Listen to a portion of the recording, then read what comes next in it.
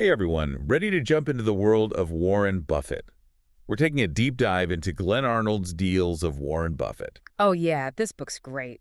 We're on a mission to break down how Buffett analyzes deals. Yeah. And I think you'll see Yeah. it goes way beyond just looking at numbers. It's not just about the numbers. His approach has changed over the years too. Right. So Definitely evolved. get ready for some aha moments. That's what's so cool about this book. It Yeah. shows how Buffett's thought process developed. Absolutely. Like he started with value investing, Right. the fundamentals, Yeah. but then he started to consider other things, Okay. like brand strength, management quality, Interesting. as he gained more experience. So let's start at the beginning with the stuff that really shaped how he analyzes deals. Okay. The book highlights how much he was influenced by Benjamin Graham. The OG of value investing, right? Yeah, the father of value investing. Yeah. And Graham had a very specific definition of what investing actually is. He did. He believed that to invest, you needed three things. Okay. One, thorough analysis, so you really understand the business. Makes sense. Two, safety of principle, no risky bets. Yeah. And three, a satisfactory return. So it's not about swinging for the fences. Exactly. He's not trying to get rich quick. He's methodical, prioritizing safety over speculation. And this is where his idea of Mr. Market comes in. What is that? So Graham imagined the market as this emotional character who's always offering to buy or sell stocks. Interesting. But the key is, Yeah. you don't let Mr. Market's mood swings influence your decisions. Okay.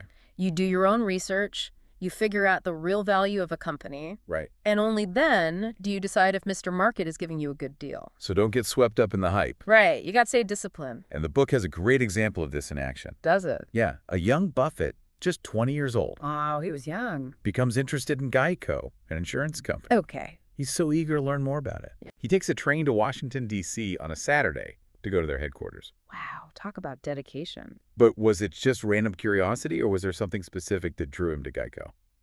So Buffett had already been studying Graham's teachings, Yeah. and he knew that Graham's investment firm had a bunch of shares in Geico. Okay. He wanted to understand the business firsthand. Right, straight from the source. So he gets there, and he spends hours talking to Lorimer Davidson.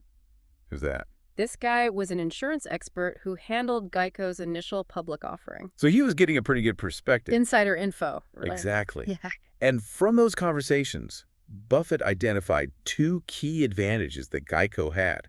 What were they? Well, first, their distribution model was really low cost. Okay. Because they used mail order instead of brokers. Interesting. And second, they had this niche market.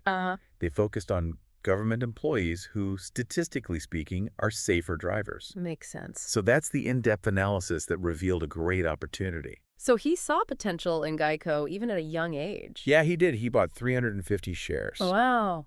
which was a big chunk of his net worth at that time. Really? But later on, he actually sold those shares. Oh no, did he regret it?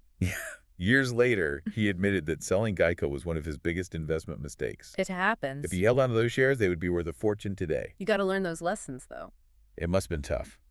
But it seems like this, combined with Graham's teachings, solidified this strategy he used in his early years. What strategy? It's called net current asset value investing, What is that? or NCAV. NCAV. Okay. And it involves finding companies that are selling for less than the value of their liquid assets minus their liabilities. So like buying $1 for 50 cents? Yeah, but on a company scale. I see. That makes sense. But he wasn't just blindly looking at numbers. No. The book emphasizes how he also considered the quality of management Right. and the overall stability of the industry a company was in. Looking at the big picture. He was already bringing in those qualitative aspects into his analysis. That's smart. He wanted the whole picture, not just the balance sheet. So he was looking for good deals, but also good companies. Exactly. And the book mentions a couple of specific examples. I was going to ask about that. He used this strategy with a textile company Okay. and even a gas station. Oh, wow. So he bought shares in Cleveland Worsted Mills. A textile company. Uh-huh. Okay. And a local gas station, Interesting. both of which were selling for less than their net current asset value. Small investments. Yeah. But it shows how he was finding those undervalued companies. Yeah, the ones people are overlooking. So he's using this NCAV strategy, finding these hidden gems. Uh-huh. But at this point, he's still working at Graham's firm, Okay. Graham Newman Corporation, right? Right.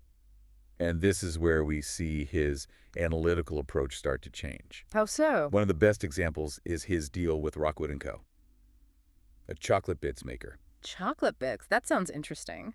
That doesn't sound like a normal investment. It was a little more complex than that. Okay, I'm intrigued. Rockwood was offering to exchange cocoa beans for shares in the company. Why would they do that? It was because of a tax loophole. Oh, interesting. Most investors saw this as just a strange situation. Yeah, I can see that. But not Buffett. Of course not. So he saw an opportunity. He always does. Right, where others didn't. So what did he do? He knew that he could buy shares, swap them for cocoa beans, and then sell the beans for a profit. That's clever. It's called arbitrage. Arbitrage. Yeah, exploiting price differences for a guaranteed return. Oh, I see. So he was finding these unique opportunities. Exactly, using his analytical skills. So was he always on the same page as Graham about how to approach these deals? Well, not always. Okay. In this case, Graham was only interested in that quick profit from the arbitrage. Yeah. But Buffett went a step further. He always does. He analyzed the situation and realized that even after the cocoa bean exchange, the rest of Rockwood's business still had value. So he was thinking long-term. Exactly. Not just a quick win. And he bought shares because of this, He did, and it turned out to be a really good investment. Good for him. So he's starting to think differently. Right? Going beyond the purely numerical approach. I see. And then he makes a move that's a bit unexpected. Yeah. He buys Sandborn Maps. What's that? It was a struggling map company. Why would he do that? It always looks deeper. Yeah. Right? He realized that Sandborn Maps had this valuable investment portfolio hidden within their failing business. Okay. So he buys the company, installs a new manager, Harry Bottle, Interesting. and turned the whole thing around. Wow. So he saw the potential when everyone else just saw a failing business? Yeah, but this wasn't just about the financial gains, though. He learned a tough lesson about how restructuring a company can really impact people. Right. He saw how layoffs and closures, even if they make sense financially, they affect real people's lives. It's easy to forget that. And this experience really impacted him. I bet. It probably influenced his later approach, where he really wanted to buy companies with strong management teams and cultures that he could support.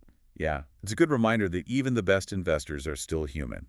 We all are. And their decisions have consequences. For sure. And speaking of impactful decisions, his investment in American Express in 1964 is a classic example of his contrarian thinking.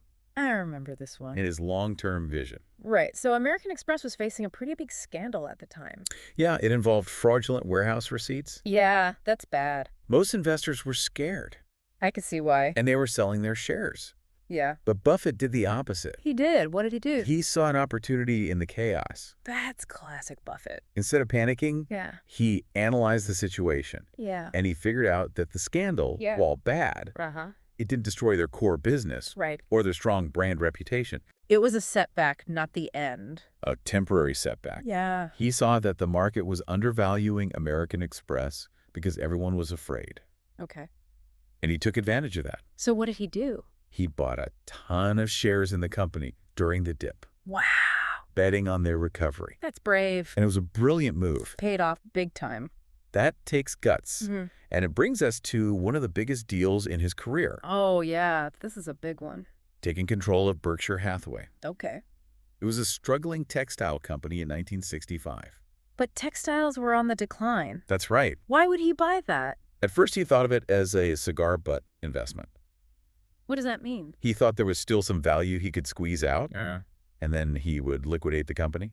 Oh, so a quick in and out. Yeah, a quick flip. But he ended up keeping it for much longer. He did. Why do you think he changed his mind? Well, he must have seen something. He realized that with the right manager, Okay. Berkshire Hathaway could be more than just a quick profit. Oh. So it was about the people. And he found that leader in Ken Chase. Who was that? He was a really experienced textile executive. Okay. So instead of shutting down the business, Yeah. Buffett started putting his principles into action.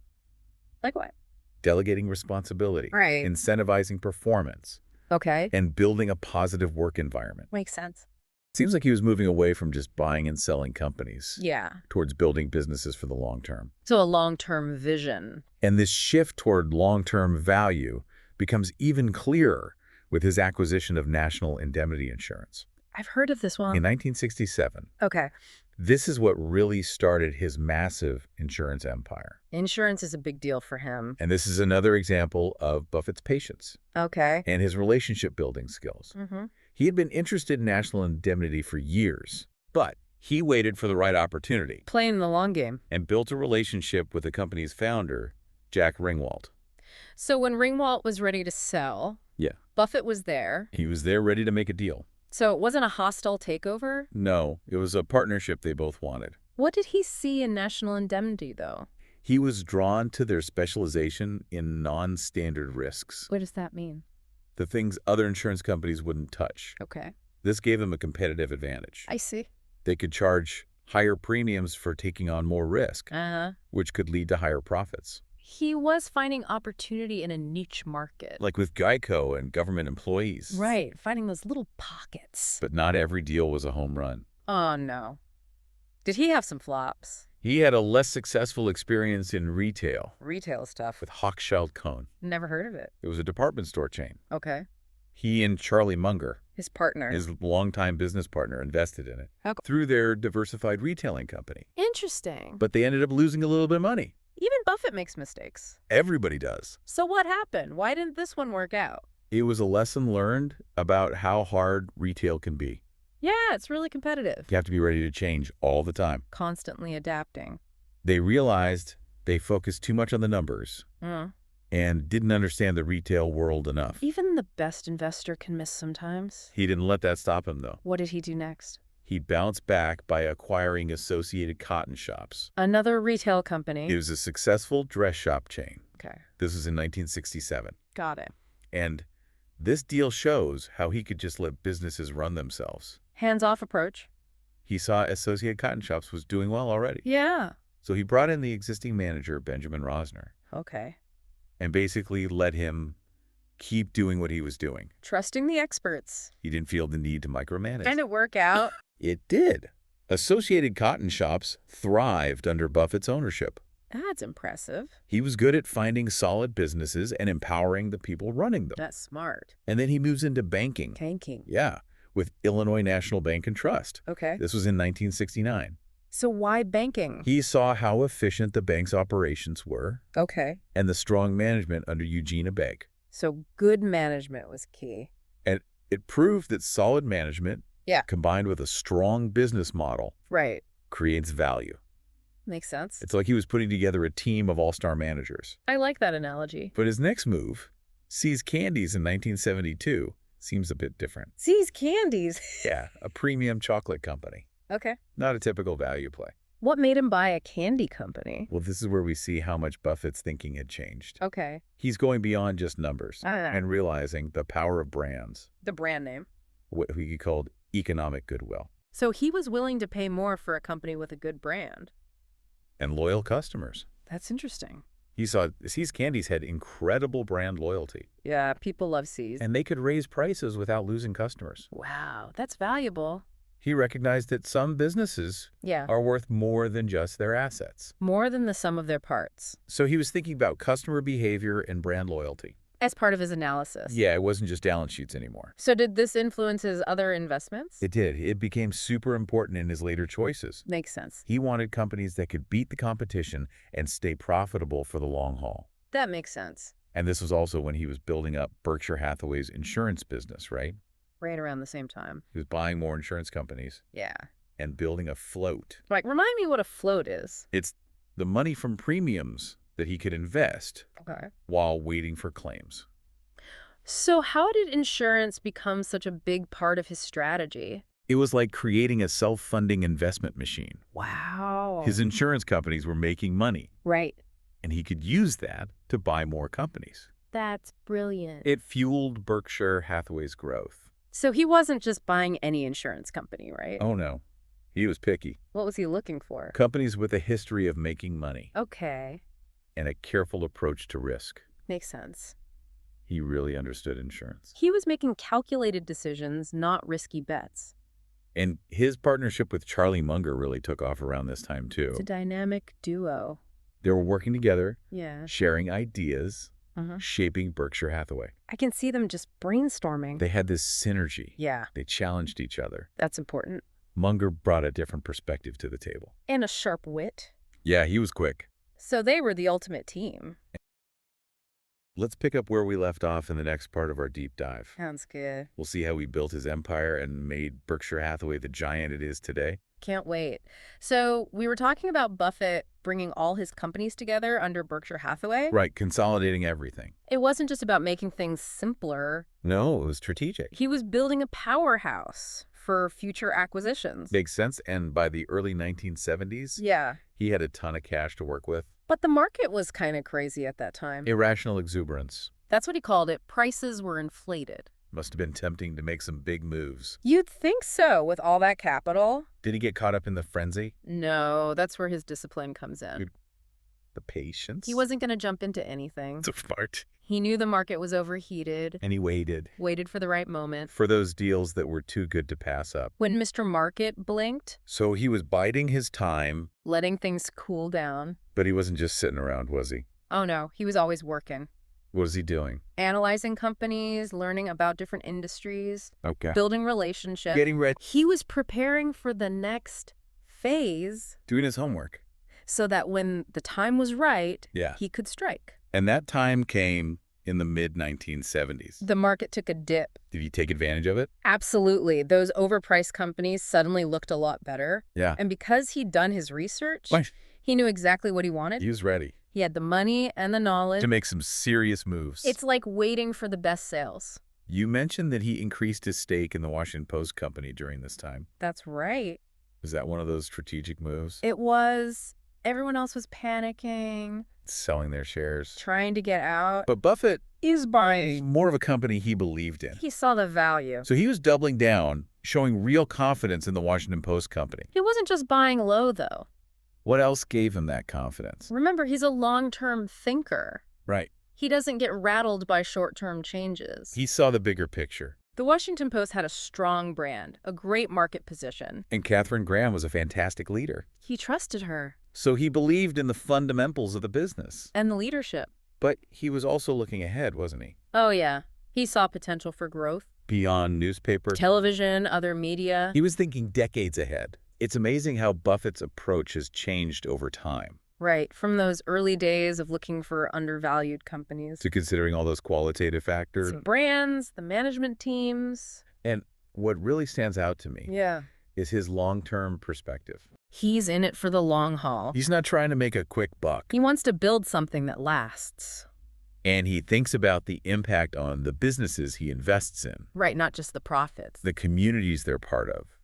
The bigger picture. The legacy he'll leave behind. It's almost like a sense of responsibility. Social responsibility. Yeah, that's a good way to put it. And you see that in the choices he makes. Oh, so. He's not chasing the latest trends. Not jumping on every bandwagon. He invests in businesses that provide essential stuff. What kind of stuff? Food, transportation, energy, Okay. communication, financial services. The things people always need. Yeah, the fundamentals. Those aren't going away. And he doesn't seem interested in those high-growth tech stocks. Or the really risky ventures. The speculative stuff. He's sticking to his principles. Yeah. Solid, reliable businesses. With a track record. Making money consistently. And weathering those economic storms. Not getting caught up in the hype. He's focused on what really matters. The long game. And that's how he built his empire. It's not just about financial success. It's resilience. Berkshire Hathaway is a collection of companies Yet a real mix. that all contribute to the strength of the portfolio. It's like a well-balanced ecosystem. Each company playing its part.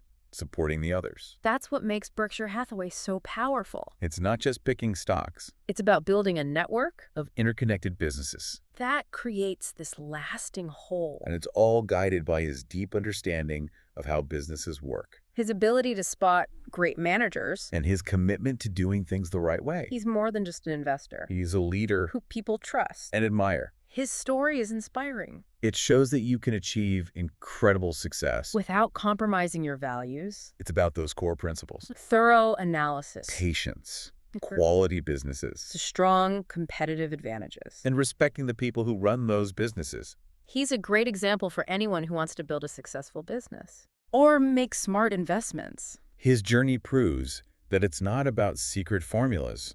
Or shortcuts. It's about those fundamental principles. applied consistently. With a long-term vision. That's what makes Warren Buffett so insightful. He's a masterclass in value creation. Ethical leadership. Building a legacy. It's been great diving into his deals. We've learned so much. It makes you think about how we can apply this to our own lives. What can we take away from his approach? For our own investments, our businesses. Even just our everyday decisions. It's not just about learning about Warren Buffett. It's about learning from him. How can we use his insights to find our own success? Remember to do your homework. Be patient. Focus on quality. And invest in people you trust. And never stop learning. Because as Warren Buffett has shown, the journey to success is never over. It's about continuous learning, growth, and making the world a better place. That's a great way to put it. Thanks for joining us on this deep dive into the mind of Warren Buffett. We'll see you next time for another exciting exploration.